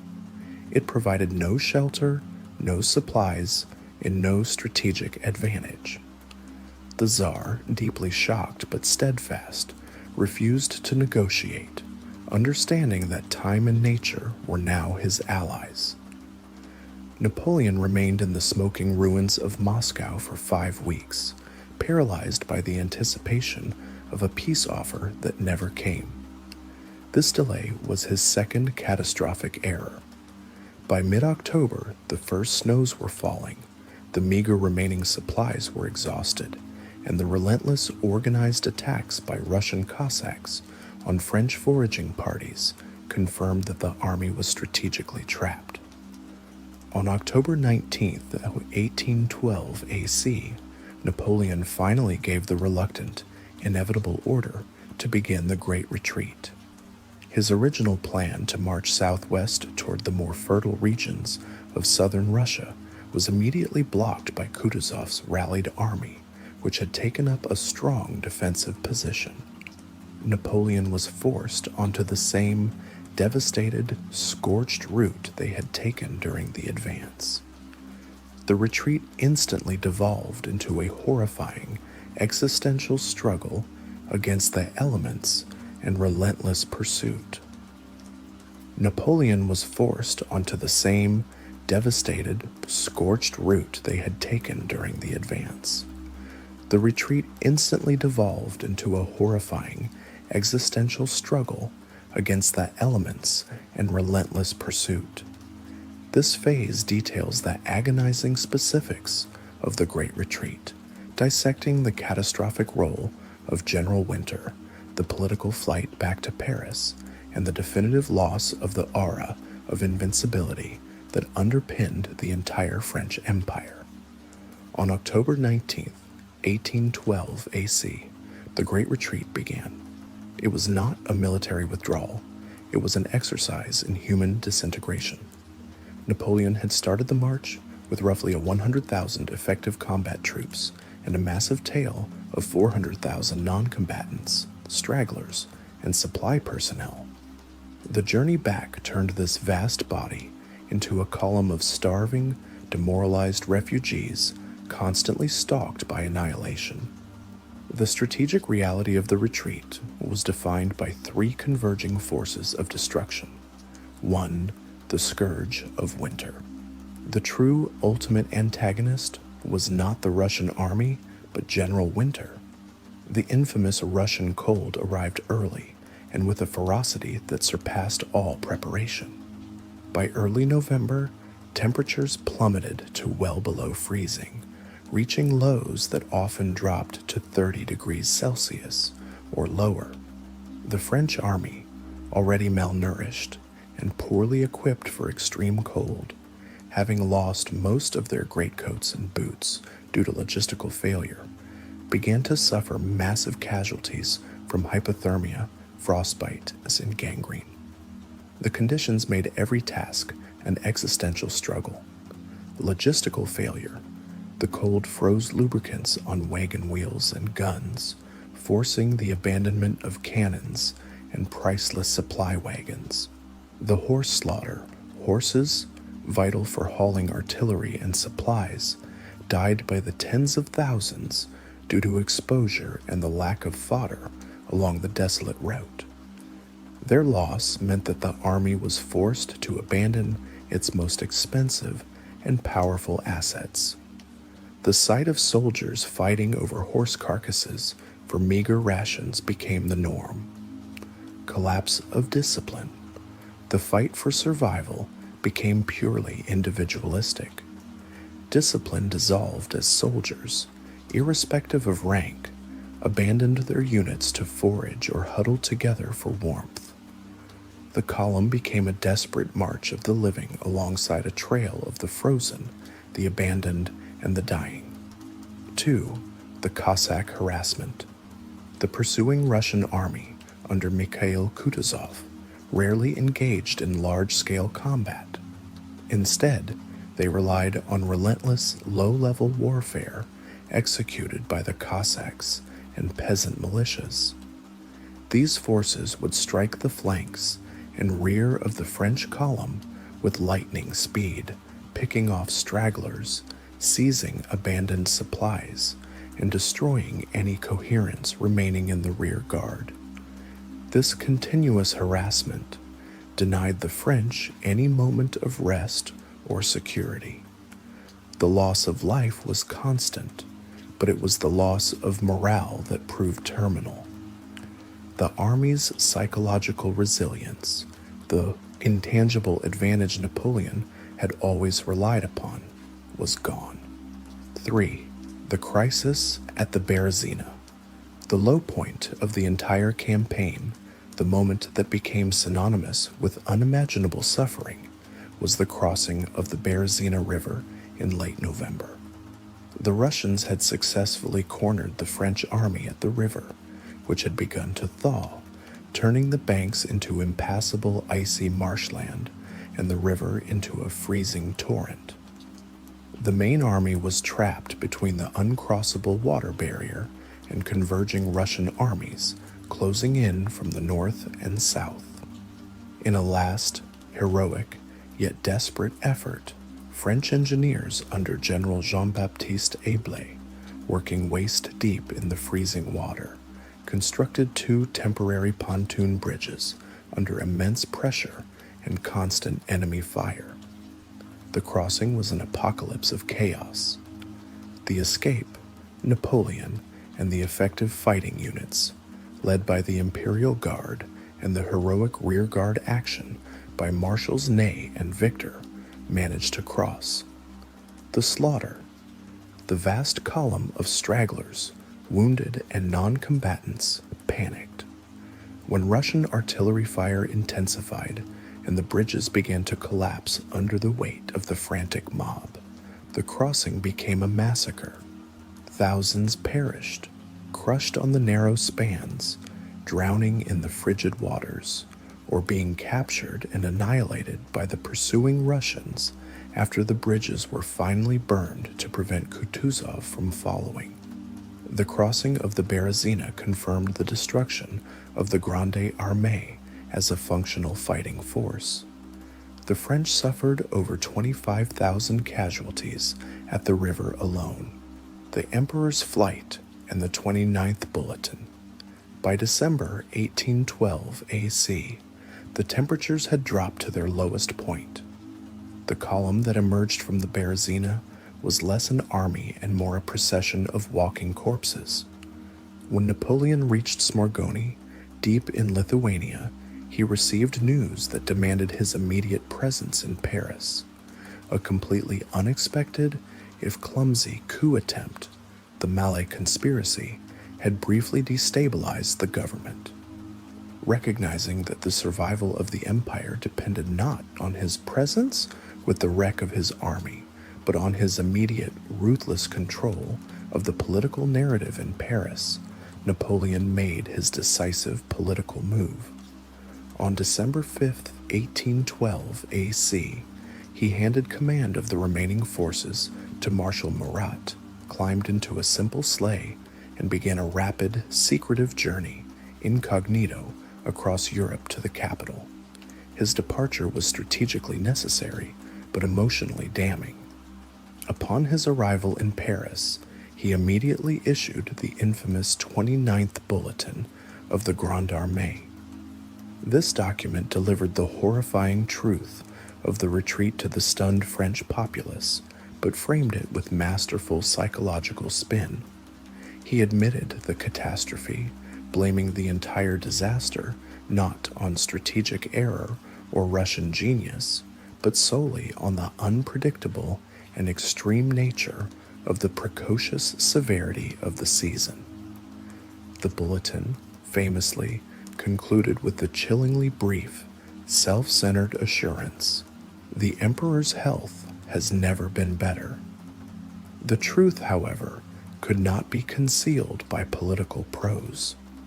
When the few remaining survivors finally straggled across the Niemen and reached friendly territory, the scale of the disaster was confirmed.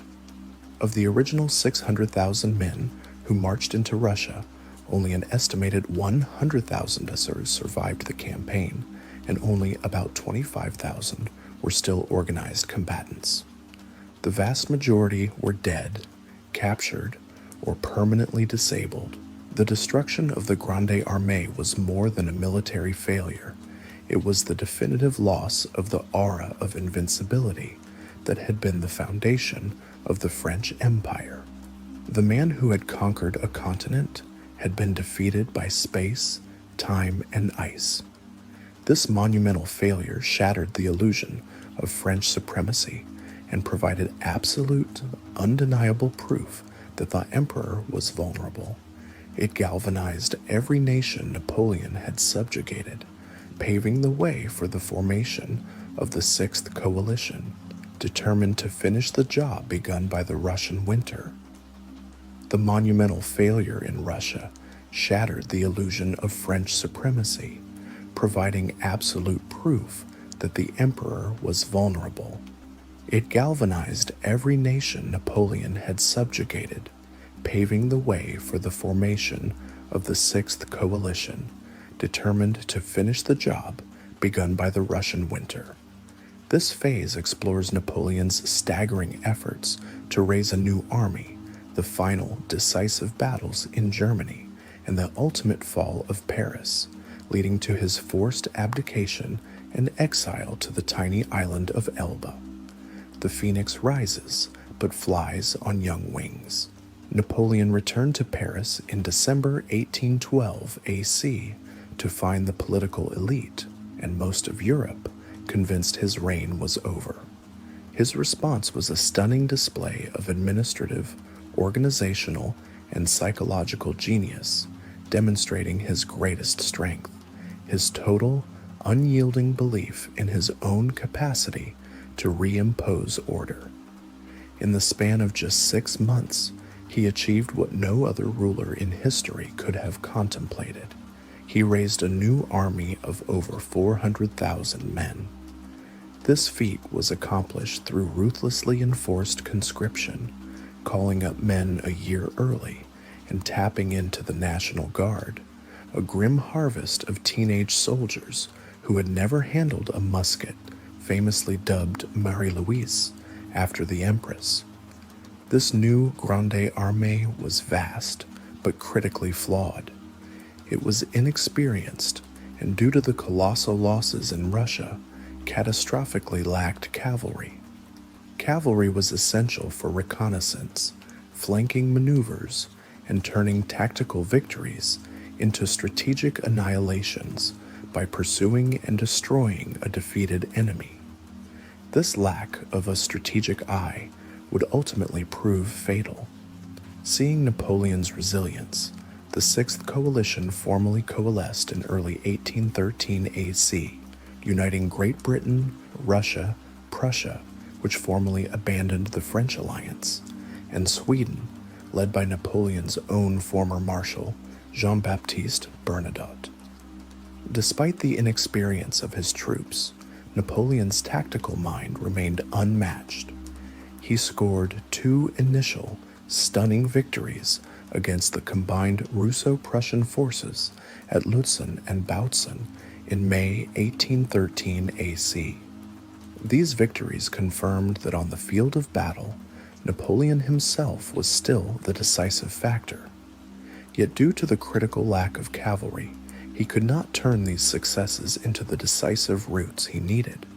The Allied armies merely retreated, intact, to fight another day.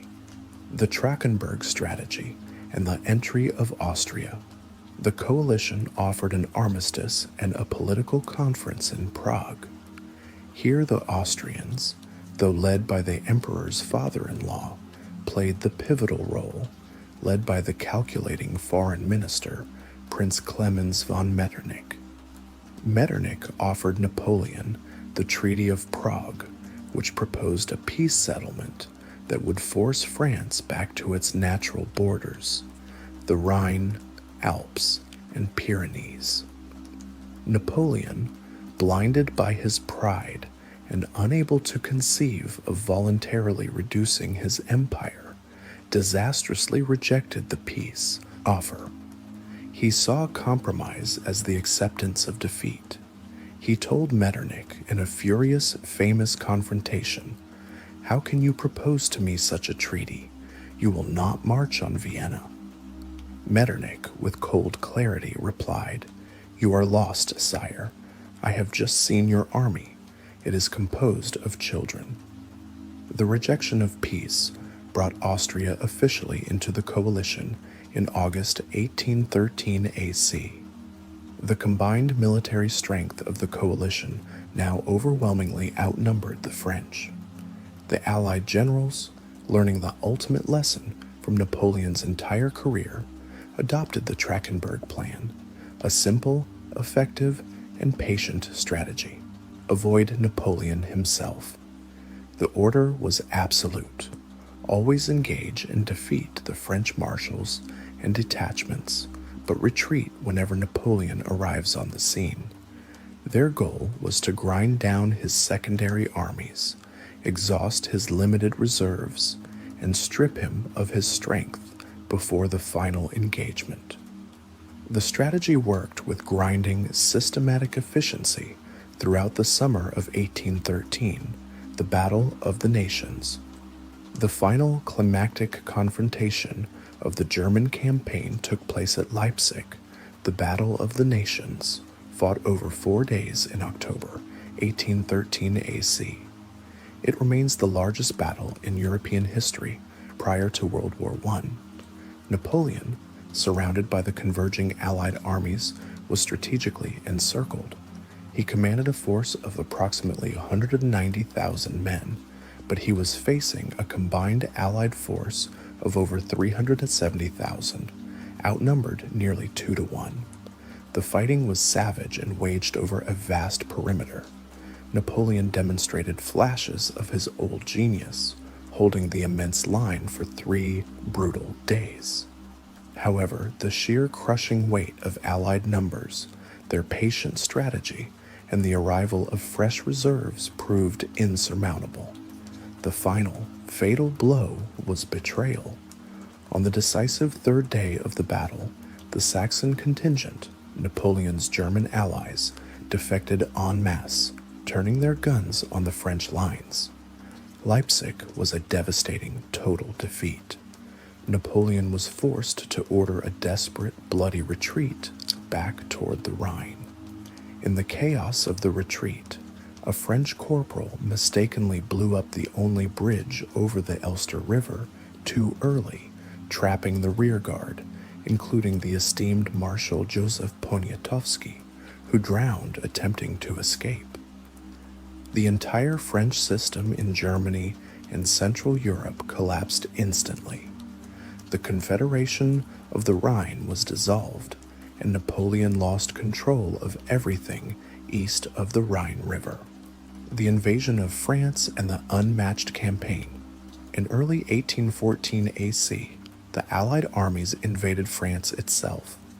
The ensuing French campaign of 1814 is remembered by military historians as Napoleon's most brilliant display of tactical genius, a desperate, final masterclass. Though massively outnumbered, often 10 to 1, and fighting with teenage conscripts, Napoleon, commanding on his home territory, executed a dizzying series of stunning tactical victories known as the 6 Days Campaign in February. He repeatedly outmaneuvered and defeated detachments of the larger coalition armies in lightning succession. He moved his small force with such speed and cunning that he paralyzed the massive coalition command structure, throwing their generals into panic and forcing them to repeatedly halt their advance. In 1 month, he inflicted 3 times the casualties on the allies that he suffered, demonstrating that his tactical brilliance had not dimmed. However, tactical brilliance could not reverse the strategic reality. The Allies had learned their ultimate lesson: ignore the general and seize the capital. While Napoleon was brilliantly winning battles in the countryside, the massive coalition forces bypassed him and marched directly toward the undefended Paris. The collapse and abdication. On March 31st, 1814 AC, the Allies entered Paris. The political elite, led by the treacherous, calculating veteran Talleyrand, immediately recognized the futility of further resistance. Talleyrand convinced the Senate to formally depose Napoleon and invite the restoration of the Bourbon monarchy. Napoleon, having raced back from the fighting, rallied his final loyal troops at his headquarters in Fontainebleau. He planned one last desperate attack on Paris, but his senior marshals, led by the powerful voice of Marshal Michel Ney, the bravest of the brave, refused. They told him the truth with brutal finality. The army would not march on Paris to fight a civil war, and the nation was exhausted. Faced with betrayal in his capital and the refusal of his own generals, Napoleon, for the first time, had to accept that his will was no longer sovereign. On April 6, 1814 AC, Napoleon signed the Treaty of Fontainebleau, formally abdicating the throne of France without condition. He was exiled to the tiny Mediterranean island of Elba, located just off the coast of Italy. He was granted sovereignty over the island, a small guard, and the title of Emperor of Elba. The world believed the drama was over. Louis XVI, the brother of the guillotined Louis XV, was placed on the French throne, and the European powers gathered at the Congress of Vienna to formally redraw the map of Europe and dismantle Napoleon's entire legacy. But the silence did not last. The Bourbon Restoration immediately proved fragile, politically clumsy, and deeply unpopular with the army and the common people. Napoleon's exile was about to become the prelude to his most daring, short-lived, and dramatic return to the stage of world history. The world believed the drama was over. The monarchs gathered at Vienna to dismantle the legacy of the revolution, confident that the Corsican had been safely packaged onto the tiny island of Elba. But the restored Bourbon monarchy under Louis XV was politically clumsy, culturally retrograde, and deeply unpopular with the army and the common people, the very forces that had sustained the empire. Napoleon's exile was not an ending, it was an intermission. The 100 Days, the return of the eagle. Napoleon's confinement on Elba lasted less than 1 year. He spent his time observing the political fracturing of France and maintaining a meticulous watch over the affairs of the coalition powers. He knew that the European alliance was dissolving into bitter arguments at the Congress of Vienna, and he knew that the French people yearned for the order and glory of the empire over the decaying hierarchy of the Bourbons. On February 26, 1815 AC, in one of the greatest gambles in history, Napoleon sailed from Elba with a tiny force of just 1,000 loyal imperial guardsmen and a few cannons. This began the legendary period known as the 100 Days. His invasion of France was not military. It was a psychological phenomenon.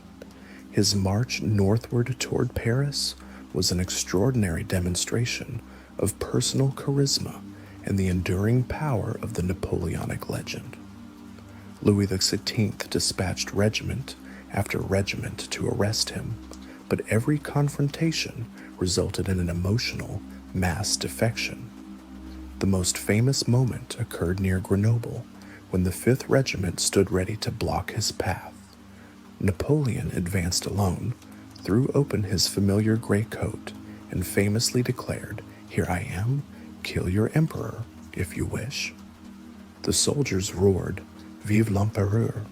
They broke ranks, joined him, and marched onward. He had won a nation back without firing a single shot. On March 20th, 1815 AC, Napoleon triumphantly re-entered Paris as Louis XVI fled the city. He had reclaimed his throne purely on the strength of his personal prestige and the unwavering devotion of the French soldiery. The powers at Vienna were initially stunned into disbelief, then mobilized into absolute fury. They immediately declared Napoleon an outlaw and a disturber of the peace of the world, refusing to negotiate and committing their entire forces to his absolute destruction. The 7th Coalition was mobilized, promising to field over 700,000 men. Napoleon knew his only chance was to preemptively strike and defeat the coalition armies in detail before they could unite their full strength. He mobilized his final, reformed army, veterans rushing back to the flag alongside new conscripts, and marched rapidly into Belgium to confront the nearest threats, the British army under the Duke of Wellington and the Prussian army under Marshal Blucher. The final act, the Battle of Waterloo, the final defining campaign, took place over 4 days in June 1815 AC. The French plan, a brilliant piece of strategic geometry, was to drive a wedge between the British and Prussian forces, defeating each in turn. Ligny and Quatre Bras. On June 16th, Napoleon achieved his aim, inflicting a significant defeat on the Prussians at Ligny. Simultaneously, Marshal Ney engaged the British at Quatre Bras. Though defeated, the Prussians were not destroyed. They successfully retreated northward, promising Wellington they would rejoin the fight. The subsequent failure of Marshal Grouchy, whom Napoleon tasked with pursuing and pinning the Prussians, proved to be a catastrophic error of delegation. Grouchy's absence on the final day would cost the Empire its life. The final confrontation occurred on Sunday, June 18, 1815 AC, near the unremarkable Belgian village of Waterloo. Wellington, the ultimate defensive commander, established his forces on a strong defensive ridge, utilizing hidden slopes and disciplined infantry to negate the numerical advantage of the French artillery. The battle was a close-run, brutal affair, dictated by thick morning mud that delayed the French initial attack and the tenacity of the British defense. Napoleon launched repeated massive assaults.